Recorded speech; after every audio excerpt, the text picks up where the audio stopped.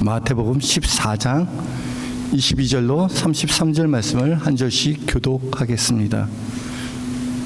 예수께서 즉시 제자들을 재촉하사 자기가 무리를 보내는 동안에 배를 타고 앞서 건너편으로 가게 하시고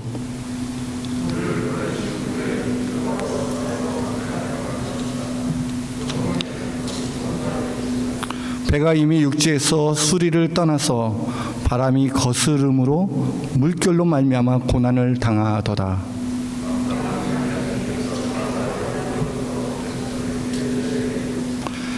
제자들이 그가 바다 위로 걸어오심을 보고 놀라 유령이라 하며 무서워하여 소리 지르거늘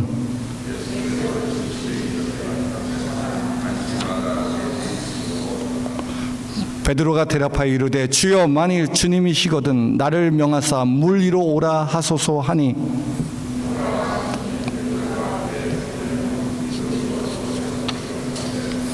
바람을 보고 무서워 빠져가는지라 소리를 질러 이르되 주여 나를 구원하소서 하니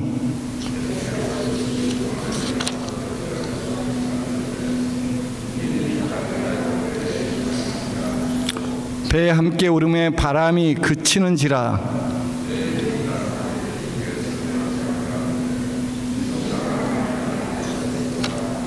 아멘. 할렐루야. 우리 옆사람과 인사하겠습니다. 만나서 반갑습니다. 잘 오셨습니다. 주님의 이름으로 환영하고 축복합니다. 오늘은 주님이 하신 말씀 내니 안심하라 두려워하지 말라라는 말씀으로 은혜의 말씀을 전합니다. 내가 듣는 것으로 말미암아 우리는 믿음을 갖게 됩니다. 내가 어떤 말을 듣고 살아갑니까? 내가 무슨 말을 들었냐에 따라서 나의 마음의 상태가 결정이 됩니다. 폭풍 치는 밤이었습니다. 막 천둥이 치고 번개가 치고 큰 비가 내렸습니다. 갑자기 우당탕하는 큰 천둥 소리에 정전이 된 겁니다. 팍 하고 정전이 되니까 그때 저와 함께 살고 있던 우리 두 아들이 어린 아들들이 깜짝 놀라는 거예요. 갑자기 모든 전기가 나가고 캄캄해지니까 눈앞에 엄마 아빠도 보이지 않는 거예요. 막 무서워서 엄마 아빠를 막 찾고 있는 거예요. 그때 그 아이의 마음을 잠잠케 하는 것은 다른 어떤 것이 아니라 엄마 아빠의 목소리, 음성이라는 겁니다. 놀라서 엄마를 찾고 있는 아이가 엄마가 옆에서 걱정 마 아들아 내가 여기 있어. 내가 여기 있어. 무서워하지 마. 내가 여기 있어. 하고 그 아이를 안심시킬 때 그 아이는 그 두려움에서 무서움에서 벗어날 수 있습니다. 한마디의 말로 용기를 얻기도 하고 또 한마디의 말로 낙심과 절망하기도 합니다. 우리가 어떤 말을 듣느냐에 따라서 우리의 마음의 상태가 결정이 됩니다. 모든 말에는 숨은 의도가 있습니다. 옛말에 언중유골이라고 하죠. 말에는 뼈가 있습니다. 왜냐하면 우리가 하는 모든 말은 마음에 있는 것을 입으로 말할 뿐입니다. 마음의 생각이 입으로 전달되는 것입니다. 그래서 우리가 누구의 말에 귀를 기울여야 하는가 참 중요합니다. 우리의 인생을 복되게 하며 소망을 주는 말은 어디서부터 옵니까? 우리는 살면서 많은 세상의 미디어를 듣게 됩니다. 내가 듣고 싶어하는 참된 기쁨의 소식은 세상 뉴스에 있지 않습니다. 세상은 여전히 전쟁과 난리의 소문이 가득합니다. 여전히 고대에도 그렇고 현재에도 그렇고 난리와 난리, 전쟁과 기근과 전염병의 소식들이 계속 들려오고 있습니다. 뿐만 아니라 오늘날은 더해서 환경재앙과 또한 경제적 문제가 우리의 미래를 어둡게 만들고 있습니다. 하루가 멀다 하는 게 치솟는 물가로 인해서 얼마나 하루하루 살아가기가 결코 쉽지 않는 그런 시대에 우리가 살고 있지 않습니까? 가정을 보아도 자녀를 보아도 직장과 사업을 봐도 우리의 마음을 힘겹게 하는 소식뿐입니다. 이러한 때 더욱 진리의 말씀인 예수님의 음성에 귀를 기울여야 합니다. 오직 주님의 말씀만이 우리에게 위로와 평안 그리고 소망과 용기를 줍니다.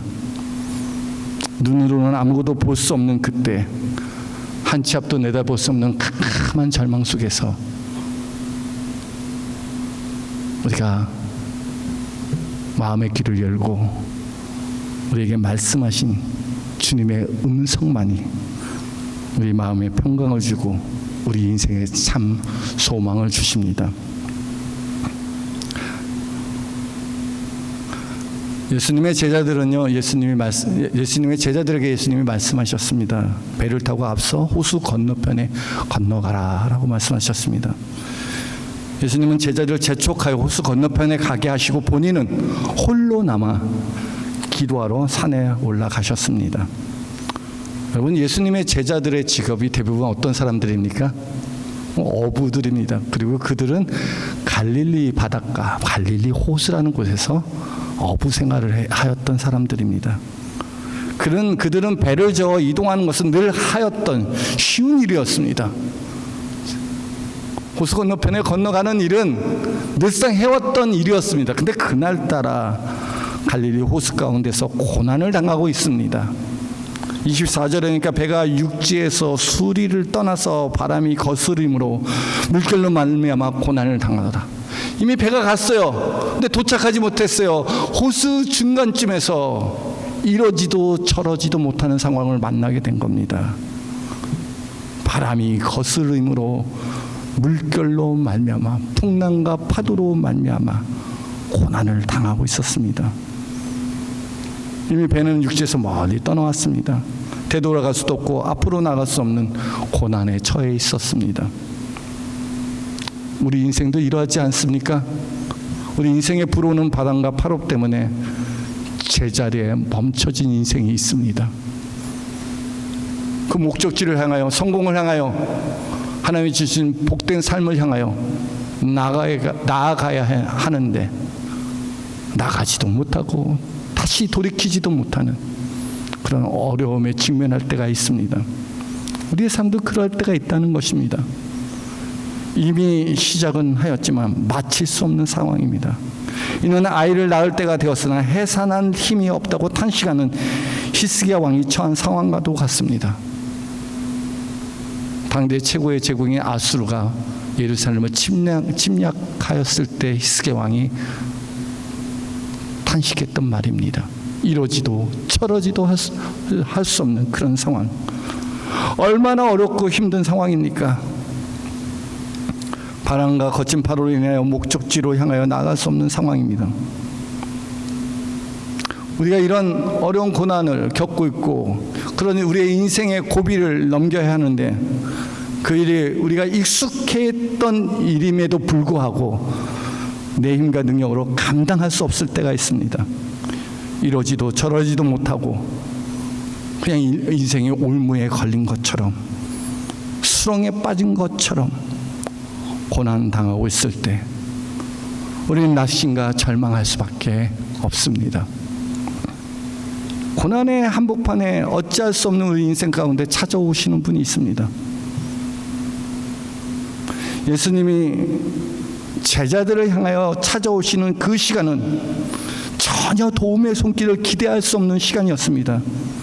그때가 밤 사경이라 말씀하고 있습니다. 25절 보니까 밤 사경에 예수께서 바다 위로 걸어서 제자들에게 오시니, 시간을 나누는 게 유대식과 노마식이 있는데 오늘 성경은 노마식으로 시간을 나누었습니다. 시간을 하루에 4등분을 하였습니다. 그래서 저녁 6시부터 시작해갖고 9시까지는 1경이라고 하고 9시부터 12시까지는 2경이라고 합니다. 12시부터 새벽 3시까지는 3경이고 4경은 언제 있는가요? 새벽 3시부터 동이틀 6시 때까지입니다.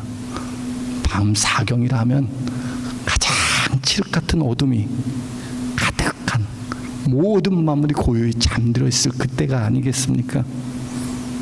평범한 사람은 밤 4경까지 깨어있지 않습니다. 여러분, 새벽 3시가 넘어서까지 잠 못 이룬 적이 있습니까? 그때가 언제였습니까? 몹시 아플 때, 또 자녀들이, 가족이 아플 때 그 밤 잠 못 이루고 밤을 샐 때가 있습니다.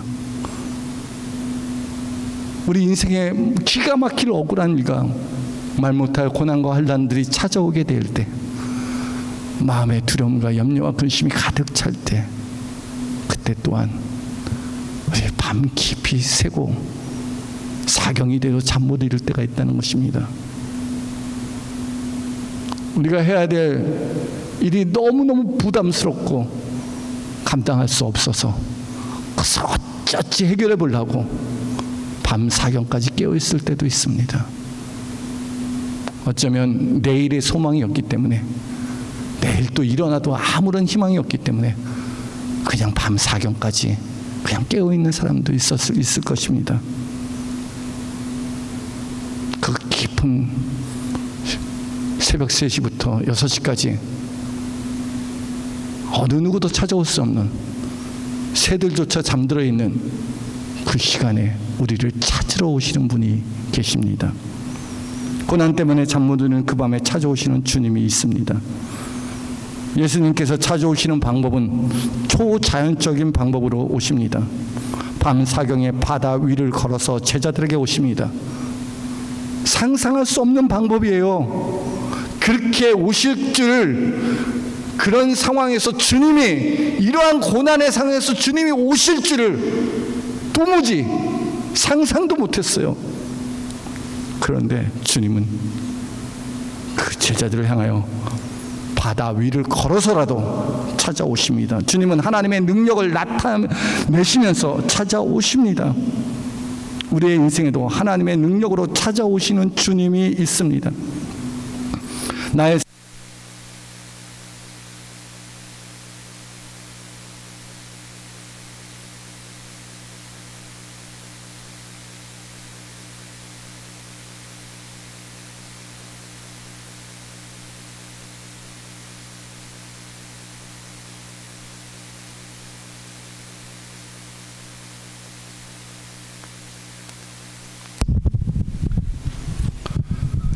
하나님의 방법으로, 초자연적인 방법으로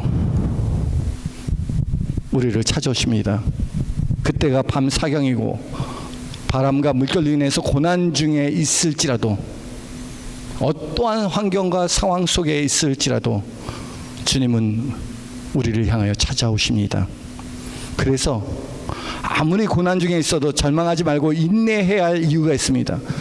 내 눈에는 보이지 않지만 주님은 나를 보시고 긍휼히 여기시고 고난당하는 자를 향하여, 바다 물결로 인해 고난당하고 노전들이 힘겨워하는 그 제자를 향해 찾아오시는 것처럼 나의 삶의 영역 가운데, 우리 인생 가운데 주님이 찾아오십니다.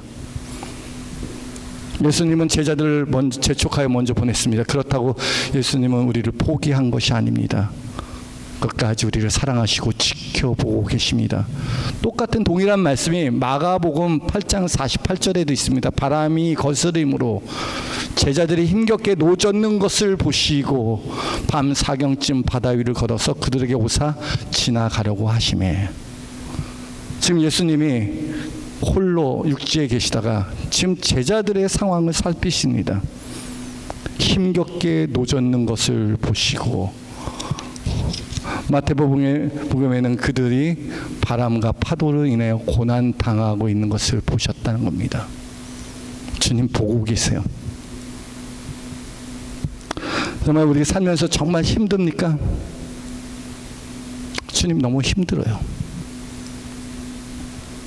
그러나 주님은 여전히 우리를 긍휼히 여기시고 우리를 보고 계십니다. 우리가 살다 보면 우리 인생이 낭비된 것 같습니다. 열심히 해도 헛쓰고 같고 지치고 피곤할 때가 있습니다. 하지만 여전히 주님은 우리의 힘이 되시고 소망이 되시고 위로가 되십니다. 주님이 우리를 보고 긍휼히 여기시며 도우시려고 찾아오고 계십니다. 물 위를 걸어서라도 찾아오고 계십니다. 우리가 어떻게 예수님의 임재를 경험할 수 있겠습니까? 우리는 하나님이 우리에게 오시지만 우리는 잘 알지 못하고 그냥 지나쳐 버릴 때가 있습니다. 하나님께서 예배 중에 우리에게 찾아오십니다. 하나님이 우리의 찬양 중에 우리에게 찾아오십니다. 하나님이 우리의 홀로 있는 그 고독한 독방에서 골방에서 기도하고 신음하고 있을 때, 그 이불을 뒤집어 쓴 채로 눈물을 흘리며 탄식하고 있을 때 주님이 찾아오십니다. 그런데 문제는 주님이 찾아오심에도 불구하고 우리의 마음을 닫아놓고 예수님을 영접하지 못하고 있다는 겁니다. 내가 생각하는 방법으로 오시지 않기 때문에.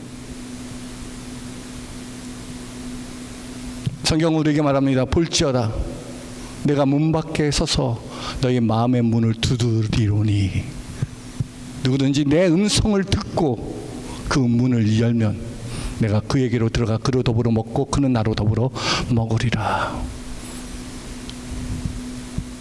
그러니까 주님께서 우리를 찾아오셔서 우리의 마음의 문을 두들기고 계십니다. 제자들이 상상이나 했을까요? 예수님이 찾아오실 거라는 것은 상상도 못했습니다. 예수님이 왔다면, 정말 그들이 예수님이 온 것을, 그분이 예수님 것이라는 것을 알았다면 어떻게 했을까요? 예수님 어떻게 여기까지 오셨습니까? 예수님 우리를 도우소서, 우리를 구원하소서. 우리 예수님만 있으면 충분합니다. 예수님 어서 오세요. 영접해야 될 터인데, 그런 예수님이 와도 예수님을 예수님으로 보지 못하고 오히려 유령이라 하여 무서워하고 두려워하였습니다. 하지만 예수님의 음성으로 말미암아 바로 예수님을 알게 되었습니다. 무서워하고 두려워하는 제자들에게 27절에 예수께서 즉시 이르시되 안심하라 나니 두려워하지 말라 말씀하십니다. 캄캄한 어둠 속에서 바람과 파도로 고난당하는 제자들에게 말씀하십니다. 내가 여기 있다. 내가 너를 찾아왔다. 내가 너를 도와주겠다. 그러니 용기를 내고 안심하라.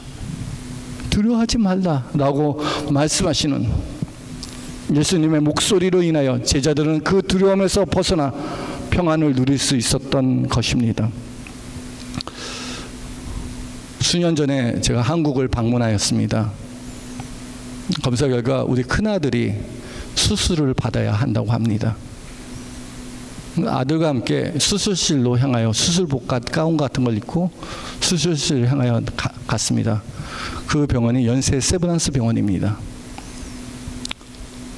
아들이 수술실에 들어가는 아들을 지켜보면서 그 아들을 안심시켰습니다. 아빠가 기도하고 하나님이 너와 함께 할 거야. 걱정하지 마, 무서워하지 마. 너 이 수술 끝나고 이전보다 더 건강하게 될 거야.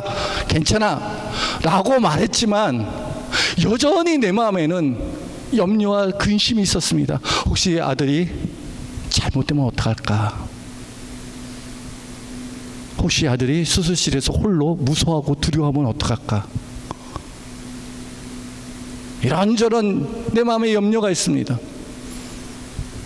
이제 수술실 들어가기 직전에 대기실에서 이렇게 아들이 천장을 보고 누워 있었습니다. 이제는 제가 갈 수 있는 게 거기까지입니다.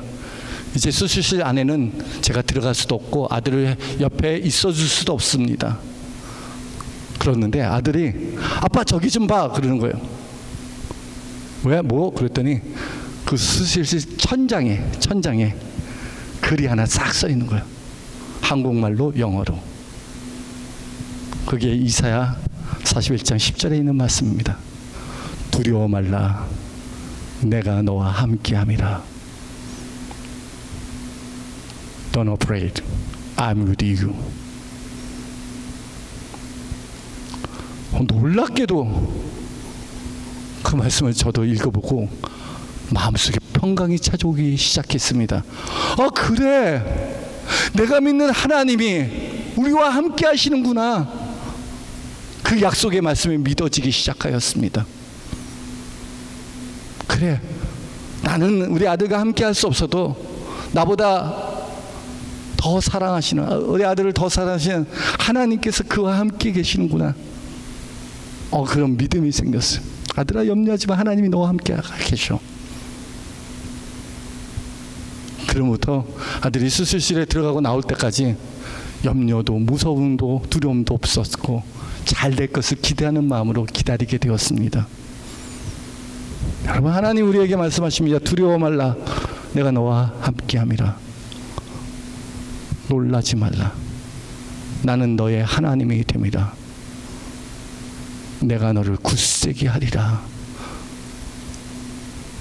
내가 너를 참으로 도와주리라. 참으로 의로운 오른손으로 내가 너를 붙들리라. 그 말씀하신 하나님, 우리의 인생의 고난 가운데 신음하고 있는 우리에게 찾아오셔서 두려워 말라, 안심하라, 내가 함께 있다, 내니 두려워 말라 라고 말씀하십니다. 인생의 가장 절망적인 순간에 찾아오셔서 말씀하십니다. 이보다 더 큰 위로와 용기를 주는 말씀이 어디 있겠습니까?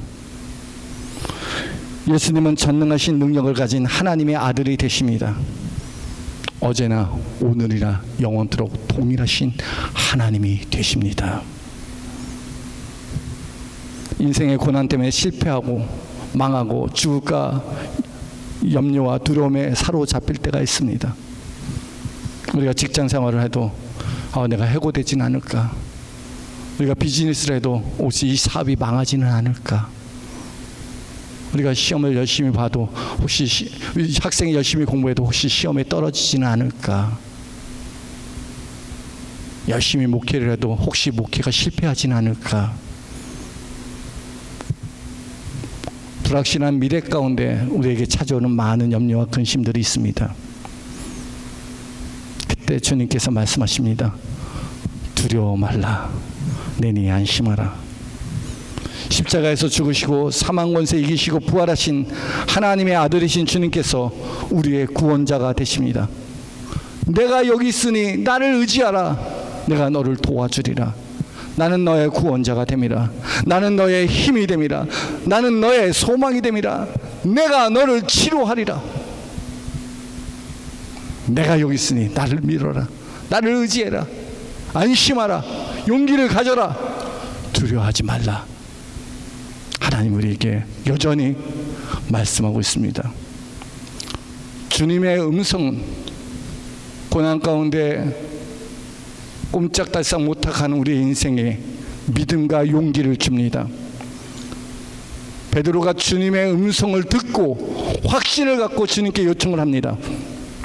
28절에 보니까 베드로가 대답하여 이르시되 주여, 만일 주님이시거든 나를 명하사 물 위로 오라 하소서 하니, 하나님의 임재 가운데 예수님의 능력을 경험하기를 구한 것입니다.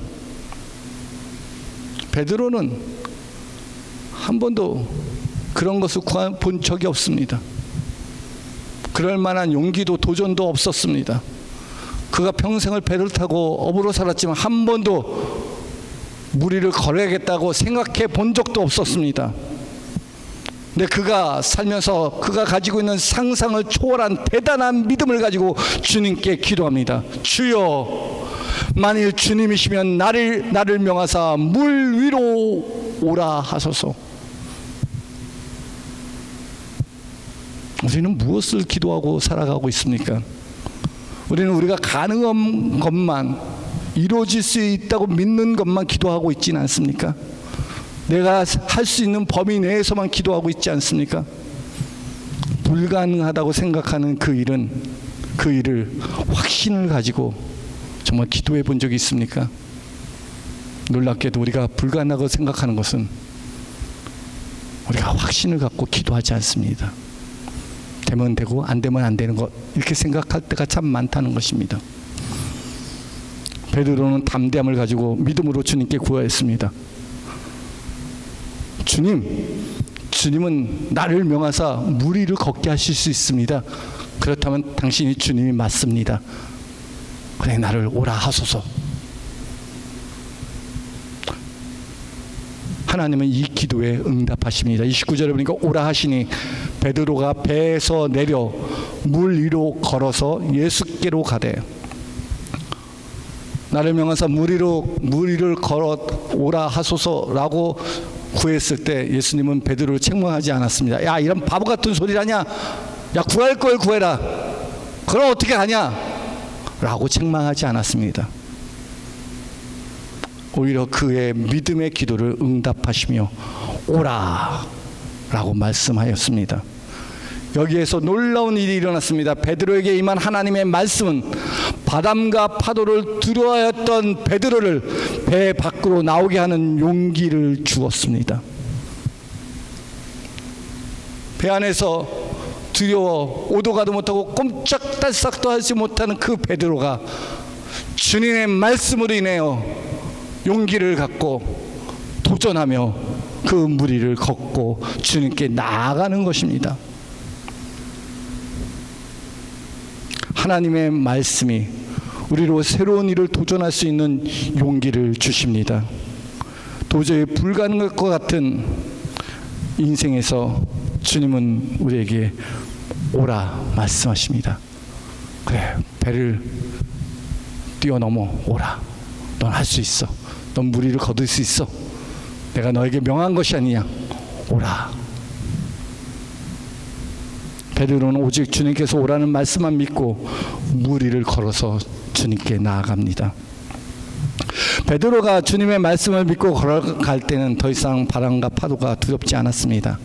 하지만 베드로가 말씀을 믿고 주님을 바라보기보다는 바람과 파도를 보고 무서워합니다. 그때 마음에 두려움과 의심이 찾아온 것입니다. 30절 보니까 바람을 보고 무서워 빠져가는지라 소리질러 이르되 주여 나를 구원하소서 하니, 여기에 우리의 연약함이 있습니다. 무엇을 바라보느냐에 따라서 물 위를 걷기도 하고 물에 빠지기도 합니다. 베드로가 주님의 말씀을 믿고 주만 바라볼 때는 능치 못할 일이 없었습니다. 하지만 바람을 보고 환경을 바라보고 세상의 음성을 듣고 의심하게 될 때부터 점점 물에 빠져 들어갑니다. 우리 그럴 때가 있지 않습니까? 우리가 은혜 받고 하나님의 말씀으로 충만할 때는 믿음으로 도전하고, 그래, 될 수 있어, 할 수 있어, 우리가 하나님이 일하시고 있어, 하나님이 역사하고 있어, 그래, 담대히 해보자 라고 하는데 자꾸 가면 갈수록 바람이 부는 겁니다. 가면 갈수록 파도가 자꾸 몰아치는 겁니다. 바람과 파도를 보니 점점 무서워지기 시작하는 겁니다. 사람이 무서워지고 환경이 무서워지고 내가 하는 그 일이 무서워집니다. 왜? 내게는 그것을 감당할 만한 힘과 능력이 없기 때문입니다. 베드로의 마음에 품는 의심으로 말미암아 그는 점점 물에 빠져 들어가게 됩니다. 때로는 환경과 상황을 보고 믿음이 연약하여 점점 물에 빠져들어도 우리가 주님께 기도하면 즉시 손을 내밀어 붙잡아 주시는 구원의 하나님이십니다. 주여 나를 구원하소서. 우리 살다 보면 처음에는 믿음으로 시작하였다가 도전했는데 감당치 못하고 물에 점점 빠져들어갈 때가 있습니다. 그때도 낙심하지 마세요. 우리를 구원하신 전능자가 그 손을 내밀어 우리를 붙들어 주십니다. 오늘 본문 말씀은 즉시라는 단어가 2번 나옵니다. 예수님이 찾아옴에도 불구하고 그들이 두려워하고 무서워할 때 즉시 말씀하십니다. 즉시 안심하라, 내니 두려워 말라. 오늘 제자인 베드로가 물속에 점점 빠져들어갈 때도 베드로가 주여 나를 구원하소서라고 외치며 기도할 때 주님께서 즉시 손을 내밀어 그를 붙잡아 주십니다. 우리의 기도를 들으시고 응답하시는 주님이십니다. 우리가 주님의 일을 할 때에도, 주님의 말씀을 듣고 살 때에도 우리는 때로 믿음이 적어 의심할 때가 있고 점점 물에 빠져들어갈 때가 있습니다. 그렇다고 주님이 우리를 버리지 않습니다. 주여 나를 구원하소서 하면 또 잡아 일으켜 세워주시는 하나님이 되십니다. 여러분 한번 생각해 보세요. 물 위를 걸었던 베드로가 물에 빠진 이유가 무엇입니까? 베드로가 주님을 바라보지 않고 바람과 파도를 보았기 때문입니다. 그 순간에 믿음이 작아지고 의심이 찾아오게 되었습니다. 세상의 음성은 우리의 마음에 있는 믿음을 흔들리게 하고 의심을 갖게 합니다. 물에 빠져들어가는 베드로를 향하여 손을 내밀며 건지면서 말씀하십니다. 믿음이 적은 자여, 왜 의심하였느냐? 베드로가 왜 의심했을까요? 베드로는 처음으로 물을 걷게 되었습니다. 무리를 걷는 능력이 자기의 능력이라고 생각하고 착각하였다는 것입니다. 나도 무리를 걸을 수 있는 능력이 있어, 그렇게 자신하고 걸었는데 알고 봤더니 이게 내가 할 수 없는 일이라는 걸 깨닫게 되는 거예요. 어떻게 내가 무리를 걷지? 지금 이거 바람이 불고 파도가 치는데 내가 어떻게 물을 걷고 있지? 이건 내가 할 수 없는 일인데, 혹시 이런 데서 내가 잘못하면 빠지면 죽을 텐데 어떡하지? 하고 생각하는 그 순간 의심이 찾아오게 되었습니다. 우리 한 가지 생각해 봐야 될 것입니다. 있습니다. 베드로가 무리를 걷는 것은 베드로가 하는 일이 아니라 하나님이 하시는 일입니다. 이 사실을 믿습니까? 우리가 살 때 내가 한다고 생각합니다. 근데 내가 한다고 생각하고 도전했는데 내 힘과 능력으로 감당할 수 없다는 걸 깨닫게 될 때 우리는 무서워합니다. 내가 할 수 없는 일인데. 점점 두려워하게 됩니다. 이걸 어떻게 할까? 내가 시작한 일인데 마칠 수 없는 거예요. 그 일이 내가 하는 일입니까? 하나님이 하시는 일입니까? 여러분, 나를 명하사 무리를 오라 라고 말씀하신 전능하신 하나님이 하시는 일입니다. 우리는 살면서 수많은 불가능한 일에 직면을 할 때가 있습니다. 그렇습니다. 나에게는 불가능합니다. 나는 할 수 없습니다. 내가 자녀를 변화시킬 수 있습니까? 할 수 없습니다. 남편과 아내를, 가족을 변화시킬 수 있습니까? 할 수 없습니다. 여러분, 사람의 마음을 우리가 변화시킬 수 있습니까? 나는 할 수 없습니다. 내가 갖고 있는 우리 사업과 내가 비즈니스와 직장의 삶을 변화시킬 수 있습니까? 내가 할 수 있는 일이 없습니다. 이 환경조차도, 바람이 부는 그 환경조차도, 판단력이 불어오는 이 세상의 수많은 일들, 경제적인 이 환란들, 내가 할 수 있는 아무것도 없습니다. 그럼에도 불구하고 하나님은 하나님이 하실 일을 믿으라는 것입니다. 나는 할 수 없습니다. 하지만 대저 하나님께로서는 능치 못할 일이 없습니다. 이 사실을 믿습니까? 여러분, 하나님이 하고 있다는 거예요. 내 인생 가운데, 내 삶 가운데 하나님의 말씀을 통하여 우리로 하나님이 하시는 그 일에 동참하게 하십니다. 하나님은 나를 통해 하나님 하시는 일을 신뢰하고 믿음으로 주님께 더 가까이 나아가기를 원하십니다. 하나님, 우리가 여전히 믿음으로 살아가기를 원하십니다. 그 믿음의 근거가 어디에 있습니까? 전능하신 하나님의 말씀에 있습니다. 말씀하신 것을 반드시 이루시는 하나님의 능력을 믿기에 마음의 평안을 누리고 믿음으로 도전하고 용기를 내어 배 밖으로 나와 무리를 걸을 수 있는 것입니다. 내가 할 수 있는 일이 아닙니다. 하나님이 말씀하셨기에 그 말씀대로 되어질 것을 믿기에 용기를 내어 배 밖으로 나가 무리를 걸을 수 있었던 것입니다. 이 모든 것이 나의 힘과 능력에 있지 않습니다. 내가 할 수 있는 일이 아닌 하나님께서 하시는 일을 믿고 신뢰해야 합니다. 오늘날에도 우리를 찾아오셔서 각자 고난의 한복판에 서 있는 우리의 심령에 말씀하십니다. 안심하라. Take courage. 용기를 가져라. 믿자이. 내니. 두려워하지 말라.